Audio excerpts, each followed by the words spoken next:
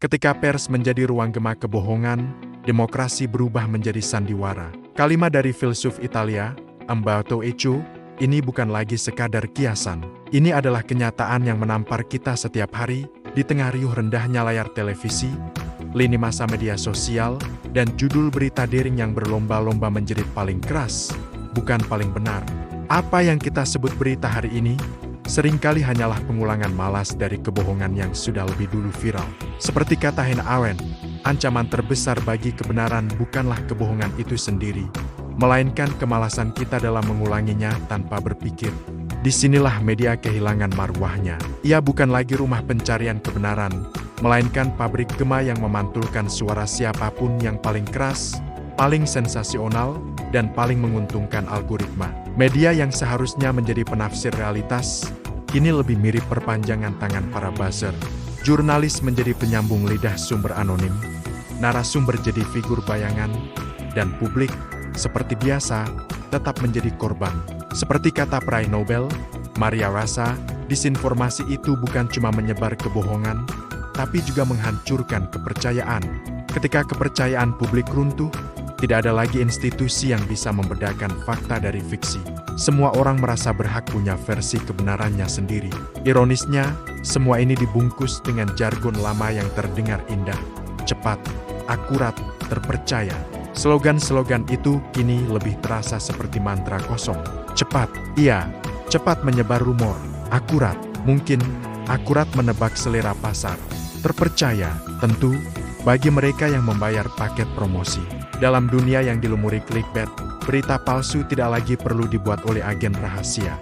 Ia lahir di ruang redaksi yang kehilangan rasa malu, di meja editor yang lebih khawatir kehilangan pembaca daripada kehilangan integritas. Rapat harian lebih sibuk memantau trending topik daripada menelusuri dokumen investigatif. Sosiolog kita, Ignaz Kleden, pernah mengingatkan, media yang berbohong bukan hanya menyesatkan publik, tapi juga membunuh akal sehat bangsa. Di layar televisi, pembawa berita berwajah serius membacakan skrip yang ditulis tergesa-gesa. Di dunia maya, media mengutip akun anonim sebagai narasumber terpercaya. Di koran, ruang opini diisi politisi yang mencari panggung, lalu disebut sebagai pengamat. Maka benarlah kata Umberto Eco, demokrasi berubah menjadi sandiwara.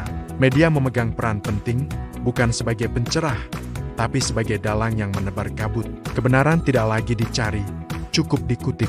Fakta tidak lagi diverifikasi, cukup dikemas. Yang paling menyedihkan adalah kita sebagai publik perlahan terbiasa. Kita menonton, membaca, dan membagikan berita palsu tanpa curiga. Kita marah bukan karena tertipu, tapi karena tidak diajak menipu bersama. Ini adalah tahap paling berbahaya dari disinformasi, ketika kebohongan menjadi bagian dari keseharian, dan kebenaran dianggap terlalu rumit untuk dipedulikan. Catherine Viner dari The Guardian pernah bilang, berita bohong itu murah untuk dibuat, tapi jurnalisme sejati itu mahal. Di Indonesia, kalimat ini sangat terasa. Menulis kebenaran butuh riset, waktu, dan keberanian.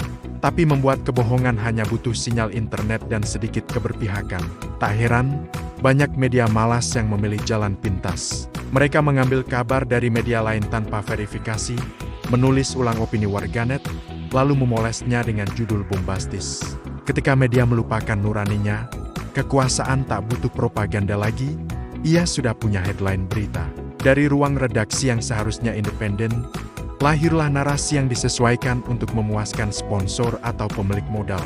Sementara jurnalis idealis yang masih percaya pada etika dianggap tidak realistis, tidak produktif, bahkan tidak relevan.